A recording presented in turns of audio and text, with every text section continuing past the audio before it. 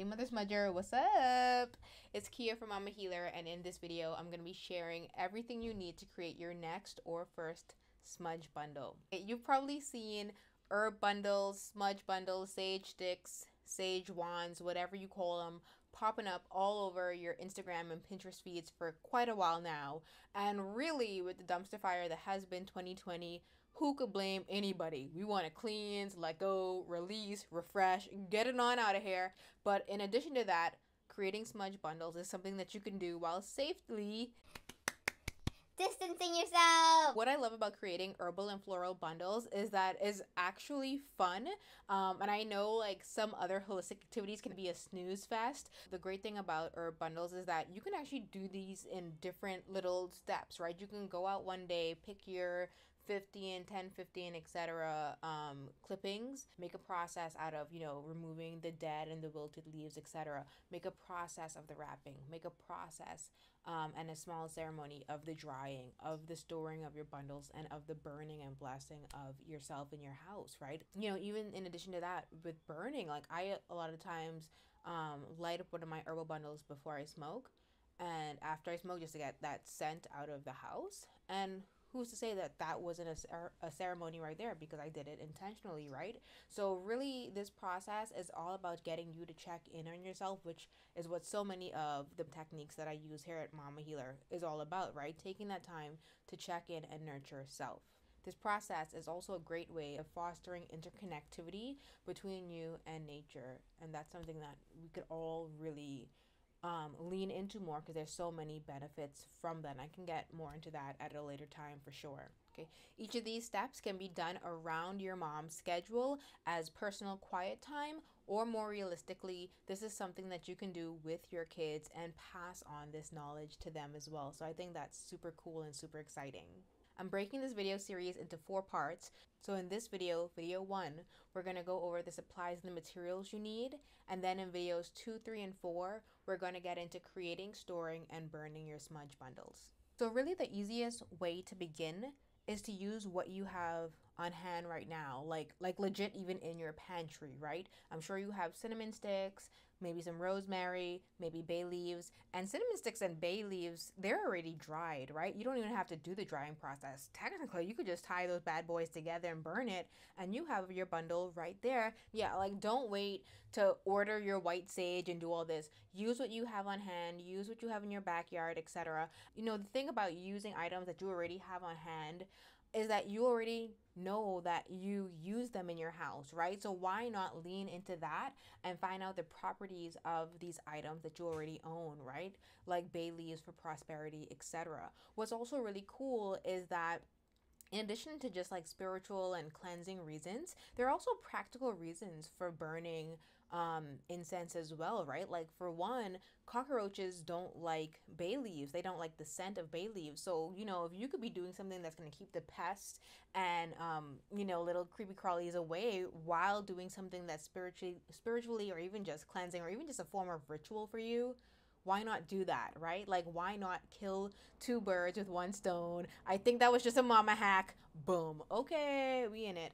Thanks. So regardless of the reason that you're embracing smudging, just know that you're not alone. In fact, I actually just recently found out from my auntie Carla that the first recorded use of smoke incense was from Egypt, from 2500 BCE, and they were also burning smoke as incense in China, or it said that they were doing that at the time too, right? So this is definitely, we know that there's nothing new under the sun, but this is some old stuff that we're getting into today, and it's actually super exciting, right? Because it's almost like we're rewilding and getting back into what, all those like ancestors, you're calling me? Are the ancestors calling? Maybe. We're about to wrap up. Let me just get into the supplies, and then I'll send you on your way, and you can get into the next video on creating if you're ready, okay?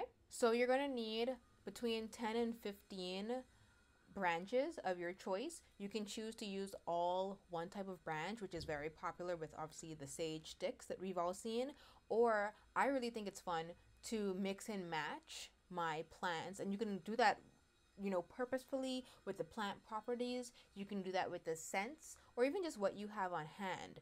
I actually happen to have a bay tree, and I also have mint. So most of the times when I create my bundles, Those are the two plants that I use at the base, and then I'll decide from there if I want to add hibiscus or cinnamon sticks or rose petals, etc. as accents.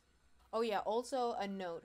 I wouldn't go over the 15 branches. Obviously, it all depends on the plant that you're using. This right here is a jasmine plant. 15 pieces of this bundled together would be a lot different than if I just had 15 pieces of lavender. You know what I mean? If you go over 15 pieces, you might end up having a hard time getting your bundle to dry properly and dry evenly. So the inside of your bundle might remain moist, which can cause mold.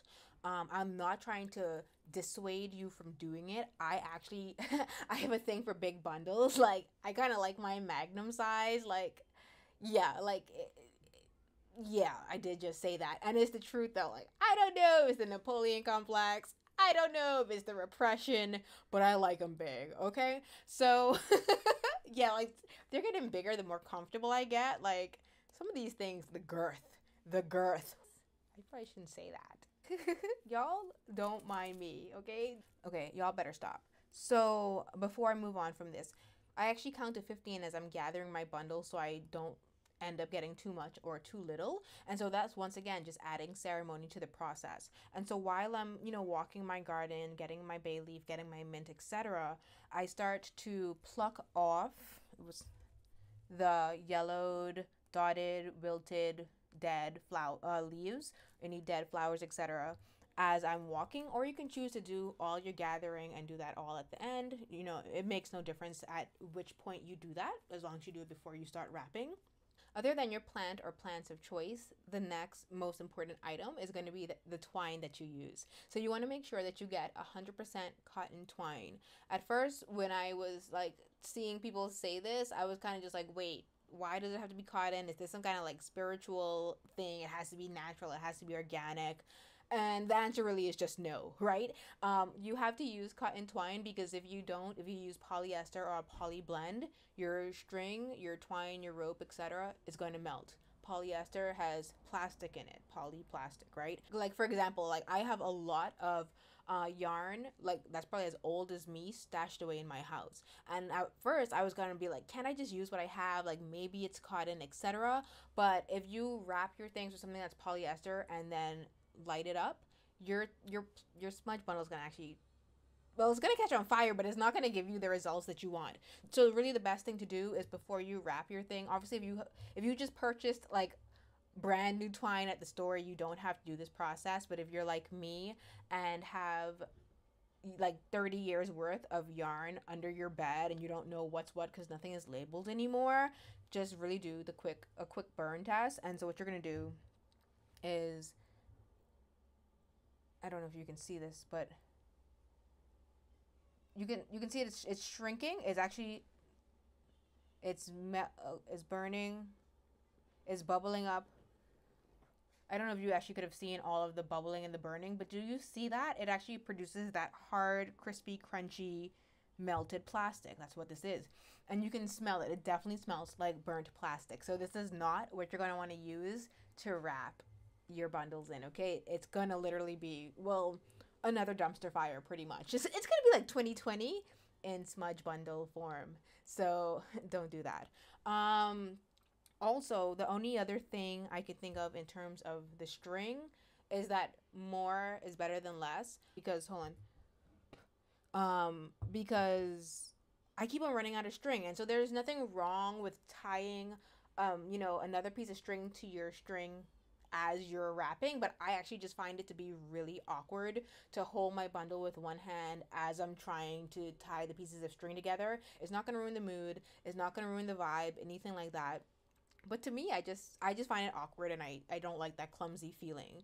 So I prefer to really use 5 or 6 times the length of my branches, my twigs, my plants, etc.